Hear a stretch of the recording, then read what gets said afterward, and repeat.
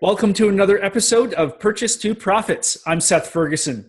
Make sure you hit the subscribe button so you don't miss our daily interviews with successful real estate investors. Our guest today immigrated from Venezuela in 2010 and has been involved in the acquisition of over 1,500 units worth more than $150 million. Lennon Lee is the managing principal at BLD Capital Group. Lennon, welcome to Purchase to Profits. It's great to have you on the show. Great to be here, man. Thank you for having me. Yeah, I'm really excited to talk to you. I know you've done a recent deal that you'll be talking about a little bit later on. So I'm really looking forward to you sharing your stories with all of our viewers. Yeah, looking forward to it. So to kick things off, tell us about your real estate goals right now. What are you looking to do in real estate? Well, for this year, I'm looking to sponsor a couple more deals in Florida. That's our target market right now. We just closed on our first Florida deal.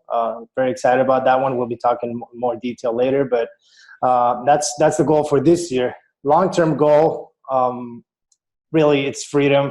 Freedom to me in terms of actual numbers. I always like to put this number out there. I would like to be at $500K passive income from my real estate investments. I'm a young guy, 32, so hopefully by the time I'm 40, 45-ish, I'll try to hit that. But that's just a number that I like to have in my mind to pursue. Doesn't really matter, I think, at the end if I either get there or not.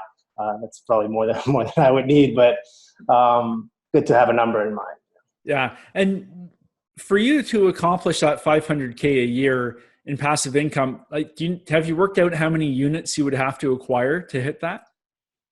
Not really. I don't see it in terms of really the number of units, but in terms of the capital that I want to have positioned, ideally in multifamily, not ideally, but like the majority of it in multifamily, but all of them in passive investments. And what I have is a number and a return that I would like out of that capital that I have invested, which is 5%. So if I ever get to $10 million of capital invested, then 5%, I think it's very, very conservative across the board. And that would be $500K right there. So, yeah. Well, we'll have to have you back on in 5 years and you can let us know how you're doing. Yep. Excited about that. Yeah. Yeah. So right now you're looking to acquire some more deals. How have you changed your strategy based on the way the market is now in multifamily versus a couple of years ago? Well, that's a very good question. A lot of what we do, there's a lot of moving parts, of course, but on one hand, we have finding deals, and on the other hand, we have raising the equity to close on these deals from private investors. So everything else in the middle, it's really admin stuff and taking care of having all these systems in place. But the money-making activities are those two, right? Finding a good deal and finding good money. So adjusting our equity raising strategy has been something that we've done recently to basically adjust to where we are in the cycle and what that means for the returns for the investors and their expectations, of course. It has changed very quickly, the returns that we were seeing 3 years ago versus the ones that we're projecting right now. So it's all about education.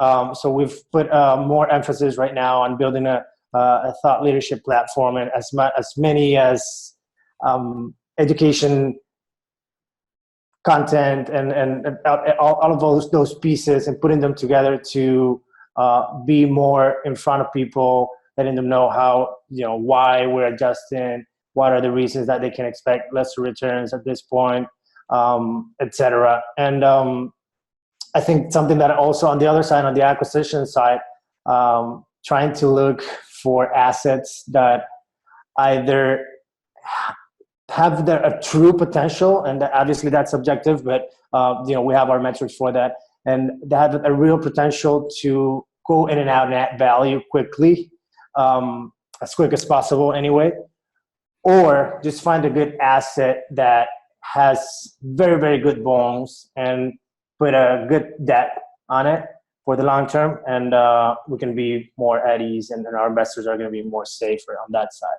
So a couple of things, a couple of tweaks here and there, but we are continuing to look for opportunities. We know they are out there, not that many, but they are. So yeah, that's it. Yeah, you just have to find them. There's always deals out there. It's the finding them that's the hard part. So that's correct. So you immigrated in 2010 from Venezuela. Do you want to talk about, because most people watching this might say, hey, Lennon looks to be like he's killing it right now in real estate, lots of things on the go, but maybe they've been in the country for 30 years and they still haven't done anything. So how does a newcomer come into the country and get that rapid success over less than 10 years? Yeah, we moved. When I say we, it's me and my family. Right now, my family lives in Panama, but I stayed here with my wife. But yes, we moved in 2010. In 2009, since I was very little, we always came to the United States on vacations almost every year. 2009, we came. We had a good year in our business, our family business in Venezuela. So. And the situation in Venezuela, it's been 20 years now that hasn't been that good. That's an understatement. But anyway, we wanted to move the capital outside of the Venezuela into the United States. We knew this was a safe harbor for our money. So we just bought a small portfolio of condos and single family as well. That was 2009. Well, the single family was 2011 actually, but anyway, we invested here on single family and condos, and in 2010 we actually moved to the United States, and I was managing that portfolio and spearheading the acquisitions and dispositions of some of these assets until 2015. I didn't see myself as a real estate investor. I'm an engineer by trade. I came to the United States to pursue a master's in engineering management. I worked in supply chain for those first years when I was here in the United States. And 2015 or so, we started seeing that our return on equity on those, and we had bought the properties cash. So the return on equity on those assets were non-existent pretty much. We had done a good investment. Timing had been good, but now it was time to move on. We knew we wanted to stay in real estate, and we were looking for something that, especially my mom, dad, and my sister, that they're not living here now.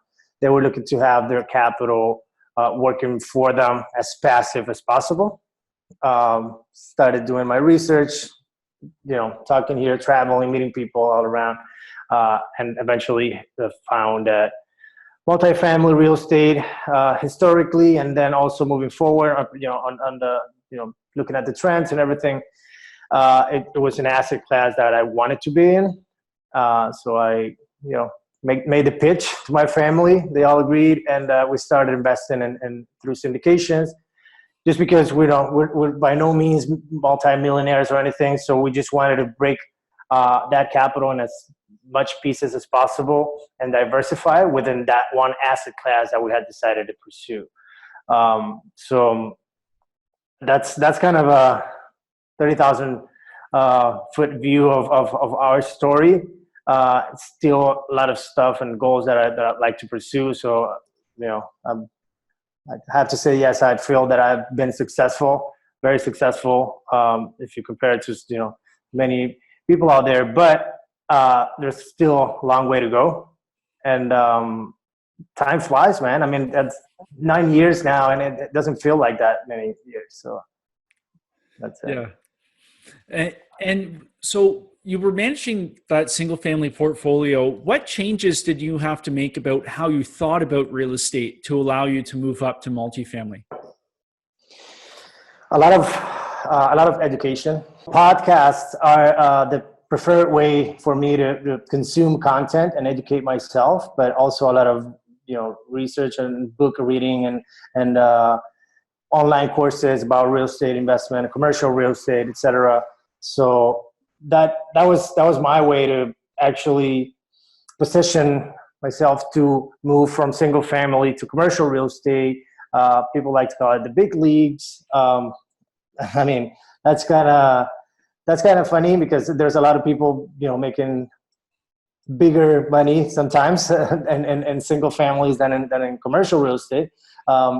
But the point is that there's a level of sophistication in terms of the financials and understanding how commercial real estate is valued initially, which, by the way, was one of the main reasons that made me move into commercial real estate. That control that you can have in your business or in the project to basically push the value of the property as much as possible. Yeah, and just in case somebody's watching and they don't know what you're talking about with single family homes, we use comparables in the market to figure out the value, but then in commercial real estate we use the cost approach where it's multiples of the net operating income. Yep, yeah, correct. That's what, again, like I said before, that's what attracted me to real estate because again, like I said before, it's not like we had an extensive amount of capital. We had a little bit of capital that we wanted to maximize and obviously preserve it. First thing, don't lose it. But then how do you get benefit from that and returns from that capital yearly? And then on top of that, how do you grow it as much as possible within a vehicle that allows you to be safe or safer, right? So commercial real estate provided that. It's multifamily specifically, like you said, looking at the NOI and optimizing that number would ultimately translate into the value of the property going up. It's not like commercial real estate doesn't have a market component because then you have the cap rate and the market cap rate. So you have both components, but you have that driver that you can control versus on single family. It's all based on the market. You can't really do that much on a non-distressed property to really push it beyond what it's valued by the market. Yeah, no, 100%. So out of all the deals that you've done so far, is there one that stands out as a keystone deal? Yes, definitely. I'm very much looking forward to talk about that deal. It's a 138 unit property, value add multifamily, Class C property located in a Class B neighborhood in Jacksonville, Florida. Perfect. So let's start off with how you sourced the deal. Was it through a broker or did you go directly to the seller? Through brokers. We spent 6 to 8 months traveling to the market, building those relationships, going to lunch, touring properties, providing feedback to these brokers. We obviously, talked to people that we knew in the industry, say, well, what brokers do you know in the Jacksonville market? They made some recommendations. We started contacting these guys, meeting with them, and really showing them that we were serious about moving into the market and that we were ready to, perform when time came, when the right deal came through. So eventually, yes, this was I like the off-market stories, and then how you found the old owner of a property and you found it at a discount. That was not the case for us. It was straight up on the market, and we paid market value for the property. It was a very competitive bid, and eventually the broker relationship meant a lot for us to achieve and get awarded this deal. He liked us. Out of all the groups that were offering on the deal, our group was really the one that had visited the property the most, probably like 5 times. We really wanted to make sure we understood the neighborhood, the area, and the actual property itself, trying to look for as many opportunities where we could come in and add value. So, yes, that was an on-the-market deal. When we closed, or before we closed, we found out that, yes, we had paid market value, but the appraisal came $500K above what we paid for it. So we're excited going in. $500K in equity is not bad. Yeah, no, that's great. And I really like the point you made about showing people that you're serious, because it's not just a matter of sending emails and calling people. You actually showed up in person multiple times and built that face-to-face relationship with the broker. Yeah, yeah. The group that was competing with us on the best and final round, well, there were a couple best and final rounds, like 15 offers in total, and then like 5 groups went on to best and final, and then we were 2 at the end. The other group was not a local group, and the business plan that they had, and this is from feedback that we got and that we knew after the whole deal went through. We knew about this group was basically not out of state, but they had a previous relationship with the seller, so they were a proven buyer already. And for us, being a new group in the Florida market, we had to step up and be show that we were being creative about the approach that we were going to have to add value to the property and all of that. And it wasn't just going to be one more acquisition, regular type thing, just to hold it. And we're not this big institution or anything. So I think the seller liked that. They liked our story, and they went with us. Yeah. And when the broker sent you that deal, what first jumped off the page and caught your eye with this property? Location, man. Again, like I said before, we had visited the market, and we knew that this location was one that we liked, because actually the property management group that we had already made a decision that we were going to work with on that market. They own property. They own that exact property that we bought. So the property management company that we were working with, they're an owner operator, vertically integrated with property management company, and they just a few months ago, almost a year, I think, or anyway, something like 8 months to a year, they started doing third party management. So we had already interviewed them and like 5 other groups, property managers in the area. We had decided that we were going with them. And then this property came on the market, and we saw, well, it's owned by them and it's already managed by the property management company that we were going with.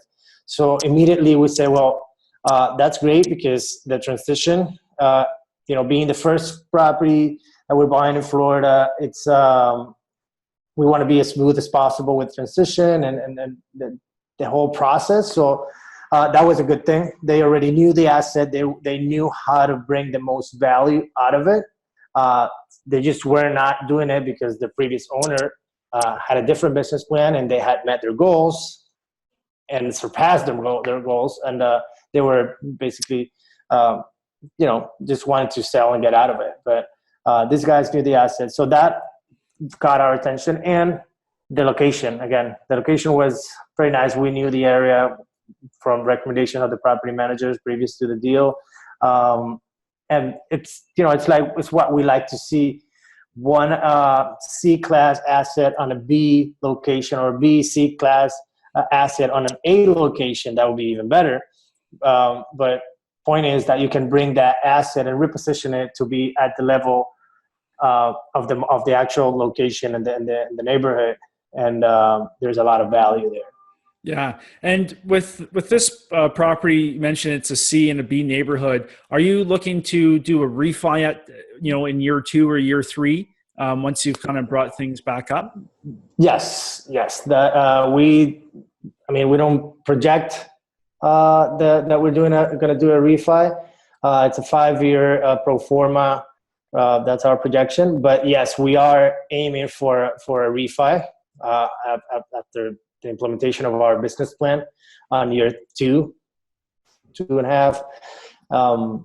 That'll be definitely something that we'll be happy with.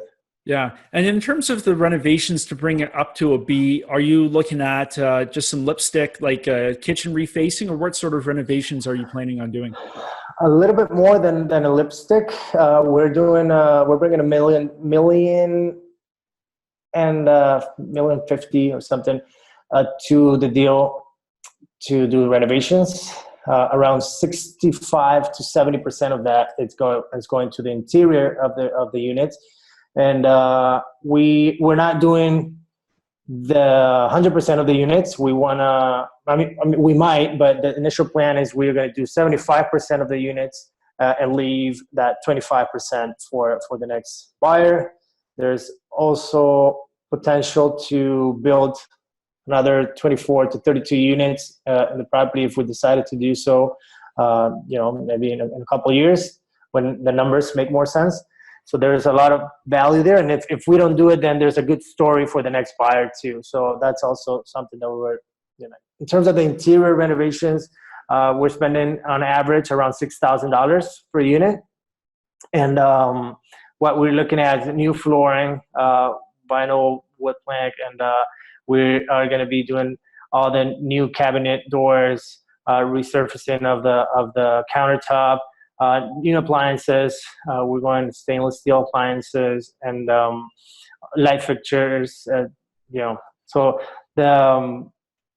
we're basically bringing this property to a level in terms of the product that we're going to be offering the new tenants, that we're going to bring it to a level of a property that we first saw, that it's not necessarily something that we want to compete with them because they're slightly better located and they spend like $10,000 per unit.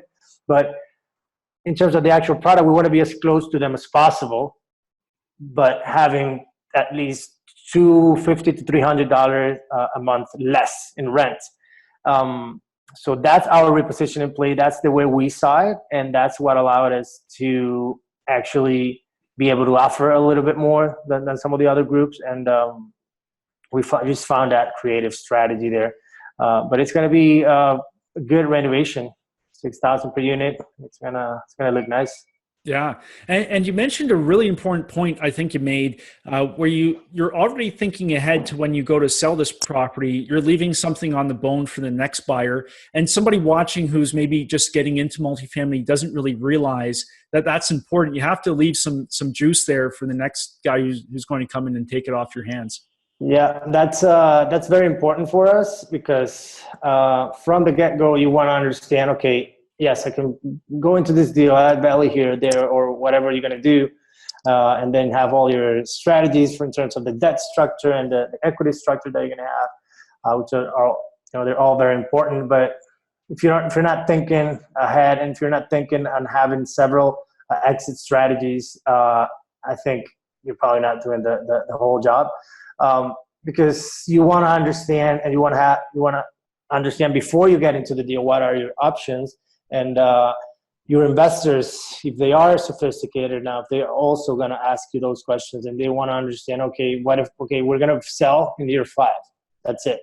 Well, sure, but like what happens, life happens, and you don't know if you're going to be able to sell. So are you going to have the right structure and the right debt, et cetera, to keep the property for longer? Or no, listen, you know what, we're going to have a more flexible debt in order to either get out of the deal earlier or refi and have these options. And that's, so you want to understand the whole picture and all your options going in for sure.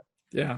And I wanted to ask you on your mindset and how you deal with the situation competing against, let's say, 15 other offers. How do you stay focused and not go overboard with what you're offering? How do you handle that? I think there's a lot of, I think patience, it's the asset there. And understanding that, in our particular case, thankfully, this is not our first deal. It's the first deal that we sponsor as a group together in Florida. And, that obviously puts us on a disadvantage in terms of competing with other local groups and particularly Jacksonville groups that were already players in that market. So that would definitely push you to be a little bit more aggressive than you should. And I think that's fine.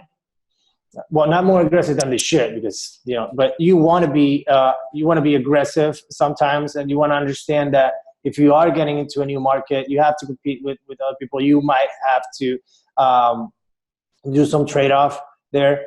And that's just the name of the game. If not, then you're not going to do the deal. That being said, you want to be patient, and us, since it's not our first deal, it's not like we need to do this deal or we're not going to be able to eat tomorrow or something. Then that allows you to be more patient and stick to your guns. And when I say guns, is stick to your criteria and one big thing that that we have in our team is our underwriting partner, like the guy that's pretty much leading the financial part of it and running the numbers and all those scenarios. We have a very, very good model where we can stress test the project in terms of from all angles, basically from vacancy, from the debt, from the cap rate of going out and going in, et cetera. We saw and we ran all the worst scenarios. We went and looked at historic numbers for this particular submarket, understanding what's the worst it's been on the worst era ever, 2008 and before. And what was the vacancy there, et cetera. And then we put those numbers into our model, and we even went further than that and understood, okay, it's, at this number, it's still going to make sense. So that's the number that we went. And we actually said, well, this is our number, the most we're going to pay, and we didn't go above that. That was our last offer. If it was a no, then so be it. But it happened to be a good number for the seller, so they said yes. Yeah, no, it sounds like a really good deal. So I'm really looking forward to having you back on, and you can share with us all the updates for that. Yeah, definitely. I'd love to. Love to. So, how has getting into the multifamily syndication space changed your life so far? Oh man, it's been to me more than the financial aspect of it, which it's been great. Even though it's an ongoing process, there's a lot of investment that you need to do, for marketing and putting together your company and your team and all the traveling, etc. So from the financial aspect, it's fine, but it's obviously has a long way to go. But I just feel that I found my niche. I found my passion where I truly want to talk real estate every day. I care about what I'm doing, because one of the things that I want to do, it's because the first way I see it always, it's from my family's angle, because we are investors first. Now that I'm doing this actively and sponsoring deals and all of it, but when I initially started was, okay, how do I find a passive investment so my parents can pay back? And they started my dad started like a food stand business. It's helping people out there in Panama. So he's relaxed. My mom, same thing. My sister. So we have that income going in for them that has obviously changed their lives for the better. So that obviously changes my life. But then I also started the whole thing because I want to provide the same opportunity that I found. I want to provide that same opportunity to families like mine, especially Latin American communities and not communities, Latin American families, that all we really know, it's when you come to the United States, you buy a condo and you rent it. And the best part in Miami normally. So, we're